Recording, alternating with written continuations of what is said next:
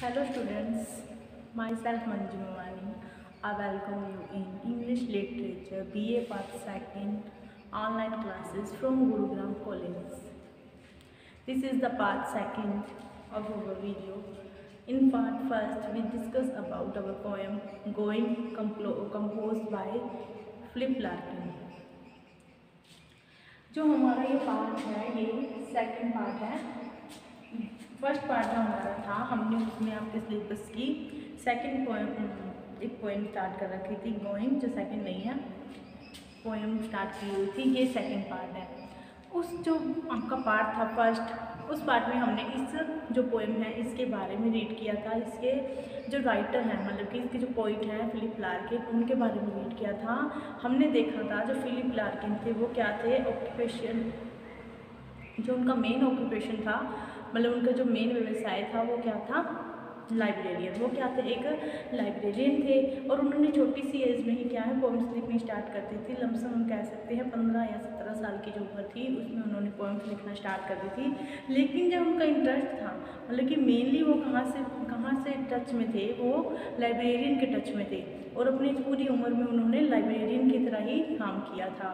और उन्होंने कहीं मतलब कि कई तरह की उनको बीमारियों का सामना करना पड़ा था अपनी एज से, मतलब कि जो मिडल एज थी उनकी, उनमें कई बीमारियों का सामना करना पड़ा जिससे वो थोड़ा मतलब कि रिलैक्स मिला उन्हें। लास्ट में उन्हें जब उनकी डेथ हम देखते हैं तो उनको क्या है कैंसर जैसी या कैंसर मानी जा सकती थी, ऐसी बीमारियों से उनकी अचानक से डेथ हो गई थी।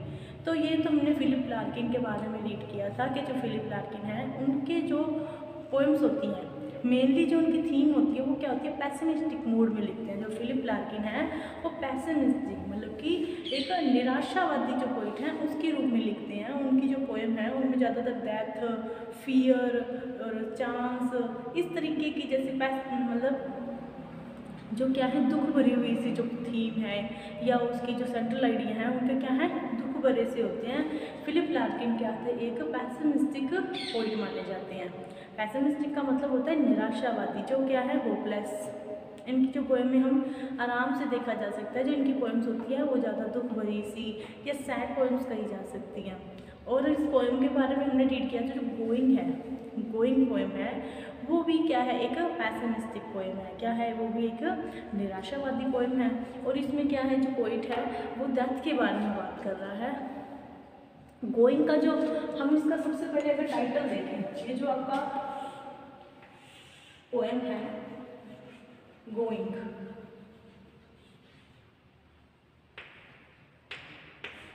ये जो गोइंग टाइटल है आपका, इसका जो डेफिनेटली जो हम इसका डीप मीनिंग देखते हैं तो इसका मीनिंग क्या है, डाइंग मतलब कि मरना, मृत्यु।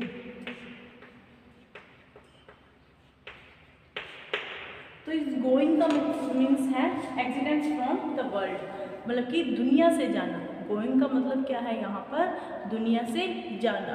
और इस पोएम में जो पोइट है वो किसकी बात कर रहा है, डेफिनेटली हम जानते हैं कि वो किसकी बात कर रहा है, जाने की बात कर रहा है, दुनिया को छोड़कर जाने की, मीन्स के डेथ की बात इस पोएम में हमने देख सकते हैं।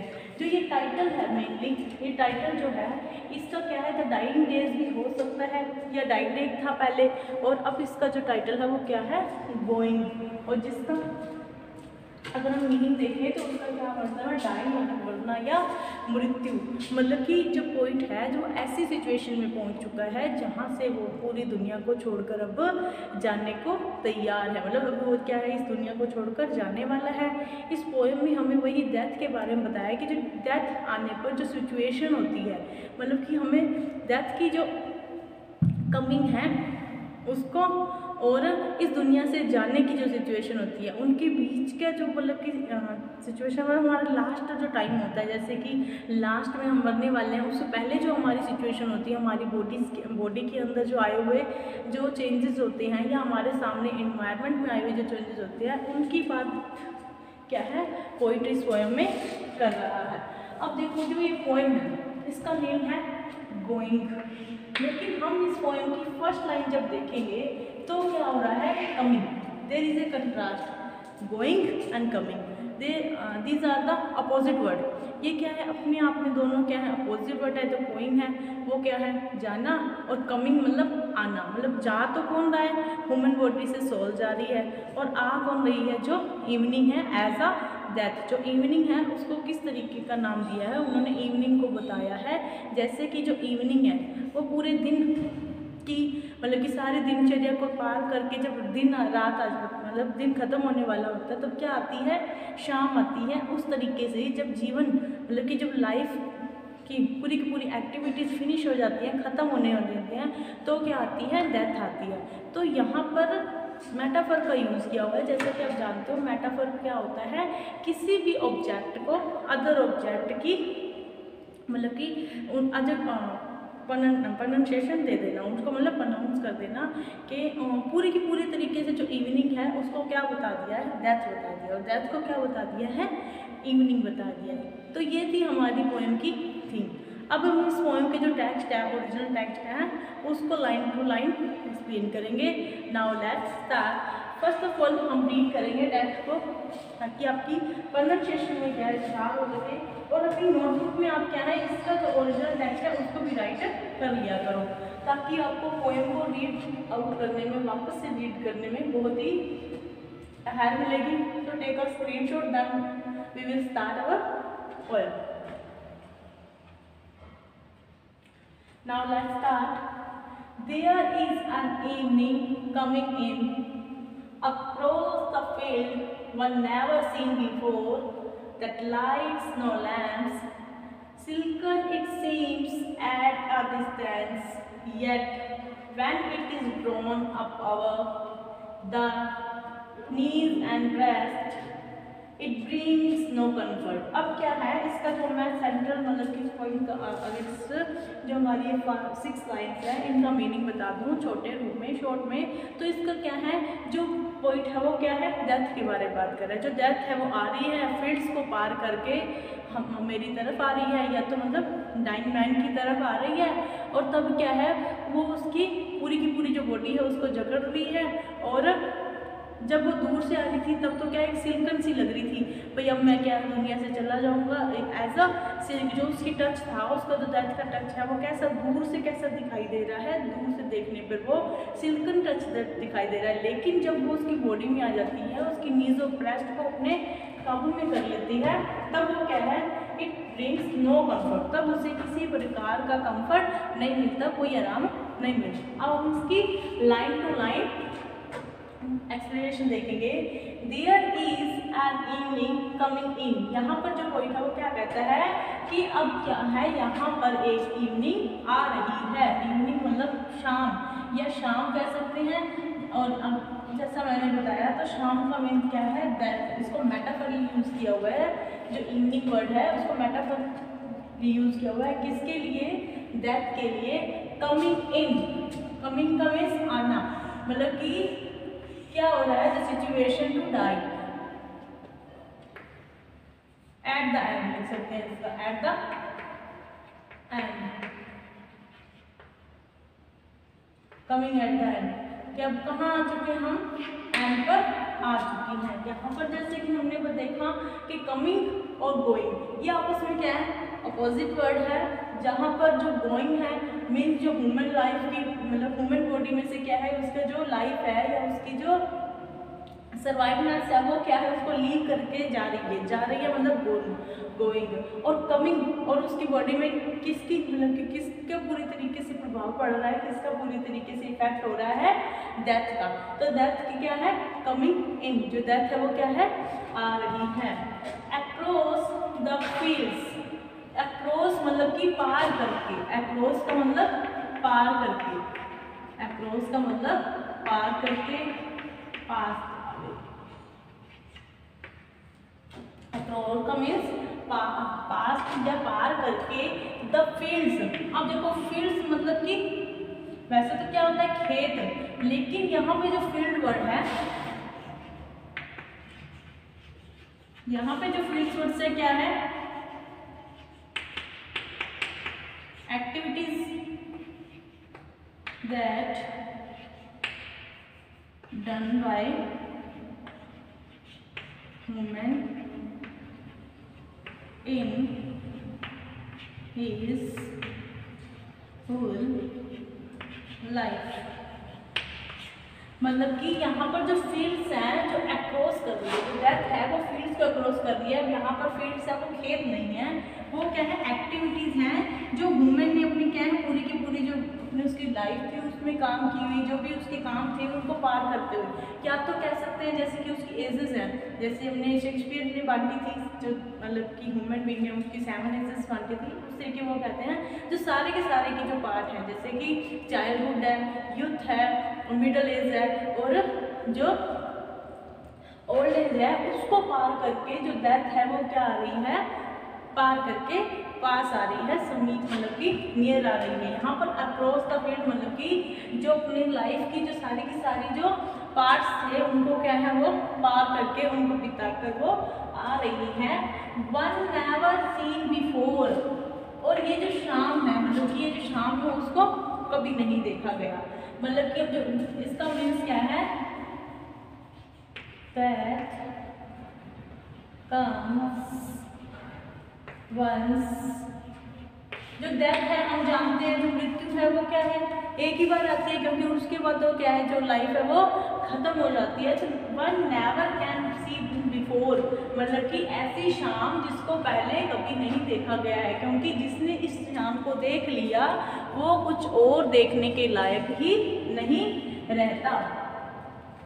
That lights no lamps, अब यहाँ पर जो शाम है वैसे तो हम क्या है जब इवनिंग होती है जब दिन खत्म होता है तब क्या है हम लाइट्स और लैम्प जलाते हैं, लेकिन ये जो टाइम है at the moment of death there is no need for lights and lamp, तब क्या है लाइट और लैम्प की जरूरत नहीं पड़ती, क्योंकि क्या है जीवन जो लाइफ है वही क्या वही फिनिश होने वाली है, तो लाइट्स और लैम्प की जो जरूरत है वो नहीं पड़ती।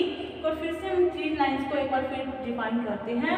देयर इज एन इवनिंग, यहाँ पर क्या है जो शाम है, शाम मतलब किसके लिए इवनिंग यूज हुआ है, डेथ के लिए, कमिंग इन वह आ रही है, क्या आ रही है जो मतलब कि जो लाइफ स्टाइल है जो हमारी लाइफ है वो तो क्या है एट द एंड, वो क्या है एंड पर पहुंच चुकी है, जो इवनिंग है वो क्या है कमिंग कर रही है, आ रही है, जो डेथ है वो आ रही है। अक्रॉस द फील्ड्स, किसको पार करके, जो वुमेन जो लाइफ थी उसकी सारी की सारी जो एजेस थी उसकी सारी जो एक्टिविटीज थी उनको क्रॉस करके, मतलब कि उनको बिताकर अपनी पूरी जिंदगी के अंदर जो भी वर्क करने थे उसने कर ली है, उसको अक्रॉस करके जो इवनिंग है वो क्या है आ रही है। वन नेवर सीन बिफोर, और उसे कभी किसी ने पहले नहीं देखा, मतलब कि वो क्या है जो इस इवनिंग को देख लेता है उसके बाद तो वो कुछ भी नहीं देखता। हमें पता है कि डेथ के बाद क्या हो जाता है, जो ह्यूमन बॉडी है वो क्या बरीड हो जाती है या उसको दफना देते हैं, तो क्या है वन नेवर सीन बिफोर, ऐसी शाम जिसको पहले किसी ने नहीं देखा है। That lights no lamps, अब क्या है वहाँ पर हमें कोई भी लाइट और लैम्प की जरूरत नहीं पड़ती, क्योंकि ये तो क्या है द एंड है, मतलब कि एंड ऑफ आवर लाइफ, ये क्या है लाइफ का एंड है, तो यहाँ पर हमें लाइट्स और लैम्प की ज़रूरत नहीं पड़ती। जो डेथ है वो क्या है सब कुछ ख़त्म कर देने वाली है। यहाँ पे क्या हो जाएगा that lights no lamp means all is going to end, सब कुछ क्या है खत्म होने वाला है। इसके बाद अगली लाइन है silken it seems at a distance, silken मतलब कि एक स्मूथ, सिल्कन क्या होता है as a smooth, smooth as well as silk, silk क्या होता है रेशम, जिस तरीके से रेशम का कपड़ा मतलब वो होता है सॉफ्ट होता है स्मूथ होता है, उस तरीके से जो सिल्कन इट सीम्स, यहाँ पर इट जो वर्ड है वो किसके लिए आया है डेथ के लिए यूज हुआ है, डेथ को प्रेफर कर रहा है ये जो इट वर्ड है। सिल्कन इट सीम्स मतलब कि महसूस होना या प्रतीत होना, महसूस होना। Silken it seems at a distance, distance मतलब दूरी से, दूरी से मतलब कि दूरी से अगर हम इसको देखते हैं तो इसका जो टच है या इसका जो मिलना है, या इसका जो दिखना है वो कैसे दिख रहा है हमें, सिल्कन, मतलब कि एकदम स्मूथ। इसकी जो स्मूथनेस है वो कैसी है, सिल्क की तरह है। जैसे कि सिल्क का कपड़ा एकदम नरम सॉफ्ट दिखाई देता है, वैसे ही जब हम डेथ को दूर से दिखाई देते हैं तो वो दिखाई देखते हैं तो क्या है, हमें डेथ सिल्क बहुत ही अच्छी दिखाई देती है। जैसे कि आपने खुद ने देखा होगा, जब हम थोड़ा तंग हो जाते हैं तो हम क्या सोचते हैं, इससे तो मरना ही बेटर है। तो हमें क्या है, जो मतलब पूरी दुनिया की जो डिफ़िकल्टीज़ हैं, जो समस्याएं हैं, मतलब उनकी जो खात्मा है वो हमें किस में दिखाई देती है कि डेथ के बाद क्या है, हम फ्री हो जाएंगे। तो यहाँ पर जो पोइट है वो भी यही कह रहा है कि silken it seems at distance, कि जो डेथ है वो सिर्फ दूरी से ही क्या है, अच्छी लगती है।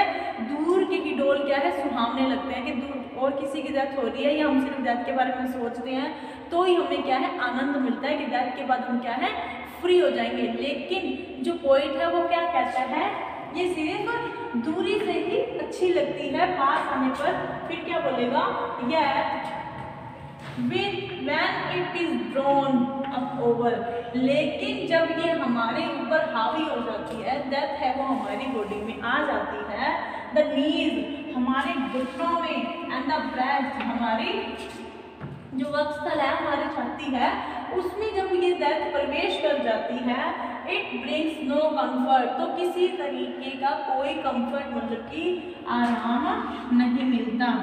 मतलब कि आपने देखा होगा जब आदमी बनने वाला होता है तो उसको कितनी तड़पाहट होती है, तब वो पहले तो क्या है, जब बीमार होता है या बहुत सारी जब वो परेशानियों से घिरा होता है तब उसको सिर्फ डेथ सूझती है कि मैं मर जाऊं। लेकिन जब वो डेथ है वो उसके पास आती है, उसकी नीज और ब्रेस्ट के अंदर वो मतलब कि प्रवेश कर जाती है, ड्रॉन अप ओवर मतलब कि हावी हो जाना, ड्रॉन अप ओवर मतलब कि हावी हो जाना, जब वो उसकी नीज और ब्रेस्ट को नीचे दबाकर उसके ऊपर हावी हो जाती है, तब वह कोई किसी भी तरीके का कंफर्ट मतलब कि आराम लेकर नहीं आती है। मतलब कि जब डेथ आती है तो क्या होता है, किसी तरीके का कंफर्ट नहीं होता है। फिर से एक बार हम 3 लाइन्स को देखेंगे, silken it seems at a distance, silken it seems at a distance, मतलब कि ये किसकी तरह, दूर से, जब हम डिस्टेंस से डेथ को देखते हैं तब हमें ये रेशम की तरह लगती है, but when it is drawn up over the knees and breast, लेकिन जब ये हमारी नीज और ब्रेस्ट में आ जाती है, मतलब कि ह्यूमन बॉडी में जब डेथ आ जाती है, it brings no comfort, तो ये किसी भी तरीके का आराम लेकर नहीं आती। अब इन्हीं 6 लाइन को हम दोबारा से देखेंगे।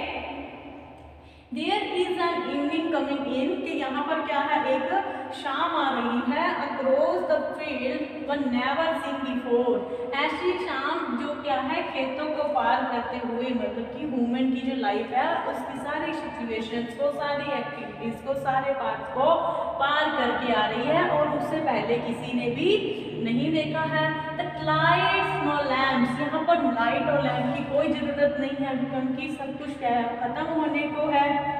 Silken it seems at a distance, जो सिल्कन की तरह है, ये जो डेथ है वो दूर से, जब डिस्टेंस से हम इसको देखते हैं तो हमें ये सिल्कन की तरह, मतलब कि एज क्लॉथ ऑफ सिल्क, जो सिल्क होता है उसकी तरह नरम दिखाई देती है।